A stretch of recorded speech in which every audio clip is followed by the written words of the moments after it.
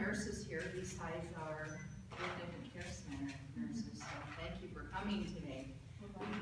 We talked a little bit about the boos of breastfeeding. Now we're going to talk about the bees, or how to be supported with breastfeeding. I read a lot of breastfeeding blogs that women put out there, and I came across this cute story, and I thought this kind of fit in with our boobies today, okay? My verbal 2-year-old nursling calls breastfeeding boos.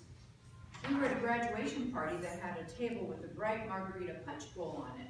As I watched, she walked over and grabbed an empty cup, waited until an older gentleman walked up, held onto the cup, pointed to the bowl and said, "Some peas." The man said, "I'm sorry, little one, you can't have any. It has booze in it." I saw her eyes light up as she looked at the bowl again. She had a huge smile as she lifted up the cup to him again and said, "That's okay. My mommy gives me boozes all the time." So that's not the kind of boozes we're talking about today, but we're going to talk about being the change, how you can be the change, individually, locally, for your community and for your nation. Individually, you can be the change. Just remember, this is not your story. This new mom and her baby, she's decided to breastfeed her baby. This is her story. You've already written yours, okay? Nursing practice changes through research, and we need to teach research-based evidence, not by hearsay, or not what worked for us, or not what we think, but by research-based evidence. So support this new mother and her decision to breastfeed. Do not rob her of this experience that she chooses.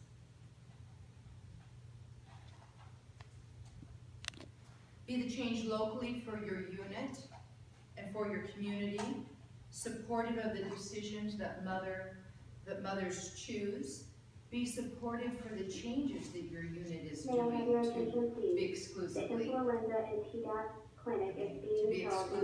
breastfeeding their mothers until discharge. May I have your attention, please? Be the change for a healthier nation. Breastfeeding has universally been recognized as an important contributor to public health and mother-baby bonding. So be that change. So where did we come from? Kira kind of talked a little bit where we've been in our journey up to now, and I'm going to talk a little bit more about that. I always like to start with something funny, and I have found another cute story about where did we come from. Well, this little girl is telling her class about how her baby brother was born. And this story is told by a second grade teacher. Okay? So the second grade teacher says, "I've been teaching now for about 15 years, and I have 2 kids myself, but the best birth story I know is the one I saw in my own second grade classroom a few years back. Well, one day, this little girl, Erica, a very bright, very outgoing kid, takes her turn and waddles up to the front of the class with a pillow stuffed underneath her sweater. She holds up a snapshot of an infant. This is Luke, my baby brother, and I'm going to tell you about his birthday. First, Mommy and Daddy made him the symbol of their love, and then Daddy put a seed in my mother's stomach, and Luke grew in there. He ate for 9 months through an umbrella cord. She's standing there with her hands on the pillow, and I'm trying not to laugh and wishing I had a video camera recorder. The kids are watching her in amazement. Then about 2 Saturdays ago, my mother starts going, oh, oh, oh, and Erica puts a hand behind her back and groans. She walked around the house for like an hour. Oh, oh, oh. Now this kid is doing this hysterical duck walk, holding her back and groaning. My father called the middle wife. She delivers babies, but she doesn't have a sign on the car like the Domino's man. They got my mother to lay down in bed like this, and Erica lies down against the wall, holding her back again. And then pop. My mother had this big bag of water she kept in there in case he got thirsty, and it just blew up and spilled all over the place. And she shows how the water came spewing out. So it was just too funny. Well, then the middle wife starts going push, push, and breathe, breathe. They start counting, but they never got to 10. And then all of a sudden, out comes my brother. He was covered in yucky stuff. They said it was from the play center, so there must have been a lot of stuff inside there. Then Erica stood up and she took a big theatrical bow and returned to her seat. I'm sure I applauded the loudest. Ever since then, if it's show and tell day, I bring my camcorder to school just in case another middle wife story comes along. So I thought that was cute.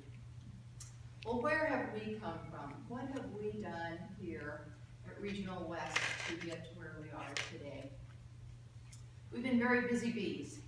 We've been doing a lot of skin to skin. For the last 9 years, we've been implementing birth skin to skin after a vaginal delivery, and we've seen some huge improvements in latch scores, breastfeeding duration during the hospitalization, and mother and infant bonding. Our blood sugars on our babies have maintained. Their temperature regulation has been so much better. So we've seen a lot of practice, a lot of change in our practice through evidence-based, and a lot of changes for the good. We put in the 20 hours of education for all new employees, and this is modeled after the Baby Friendly Health Initiative. So all new nurses that come to the Birth and Infant Care Center, they get 20 hours of breastfeeding education, and then year after year, every year, then we do 5 hours. Like I said, we model after the Baby Friendly Health Initiative. We have core measures this year, breastfeeding core measures. And so this is kind of a new thing for us. We've been monitoring exclusive breastfeeding while the mother and the baby are here. We learned how to be supportive for the breastfeeding mom and baby, and we changed our practice because of evidence-based practice. We developed and we implemented breastfeeding information. So all of our new mothers get this feeding baby brochure that we've made out, and it talks about the exclusive breastfeeding breast milk plan, risks when adding formula to breastfeeding, and then risks for exclusive formula feeding. So we give them this information and then we give them the newborn feeding plan. Mothers have a choice on how they're going to feed their baby while they're here, but we want them to have make an informed decision. So then we have a new feeding plan on our charts for the babies, whether the mother chooses to exclusively breastfeed her baby, breastfeed and formula feed her baby, or chooses to formula feed her baby. And Kira talked about that already a little bit, but that's what our forms look like, and those forms are started with the mothers in their pre-admission testing, and then the feeding plans are on the baby's charts. Most recently, we had 7 nurses go through the CLC course that was here, offered by the Healthy Children's Center of Breastfeeding, and so we're awaiting their results to see if they are CLCs. A couple of them will be in the doctor's offices, the rest are on our unit. So why do you think this happened? Why do you think we decided we needed more CLCs? It wasn't a choice by us. It was a good choice though. But, by the nation. The American Academy of Pediatrics, the Centers of Disease Control and Prevention, and the US Department of Health and Human Services recognize that breastfeeding is the optimal nutritional source for infants. And we have realized that we needed to educate and support our breastfeeding mothers so they can breastfeed their newborns for the first year, which is recommended by the American Academy of Pediatrics. Therefore, there's a need for more bedside nurses with their CLCs that have the breastfeeding knowledge and to become breastfeeding lactation nurses.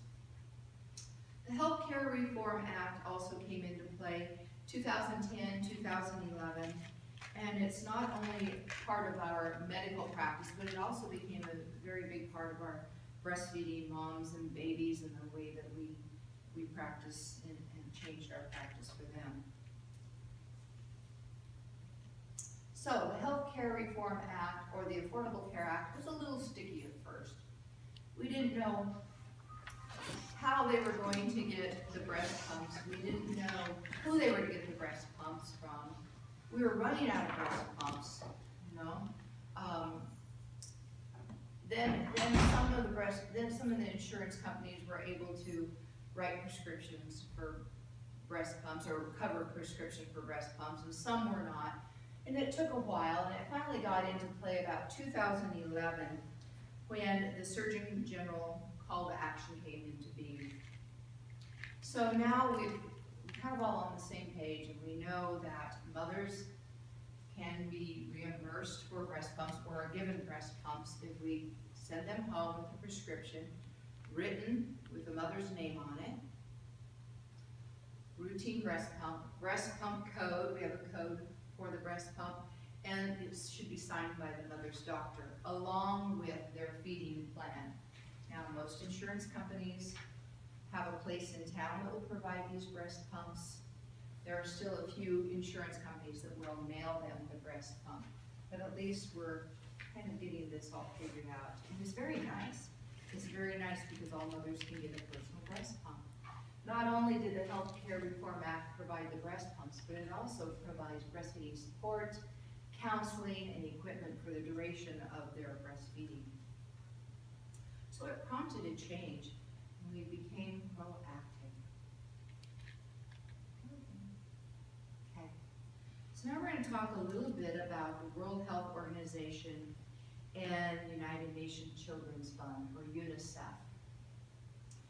As early as the early 20th century, as part of a national campaign to lower infant mortality, public health officials around the country started putting up posters in the cities urging mothers to breastfeed their babies and to avoid feeding their babies the spoiled cow's milk that they had. So breastfeeding not only became a public priority just within the last few years with the Affordable Care Act, it's been a public priority for years. And as early as the 1930s, breastfeeding has become recognized as a public health priority, especially in the warmer climates. There are 3 strategies needed for increasing breastfeeding initiation and duration, and that's promote, protect, and support. Talk a little bit about the Healthy People 2020 goals, and then we'll go back to the promoting, protecting, and supporting. But since the late 1970s, the Federal Healthy People Initiative has been a visible component of the United States approach to improving population health.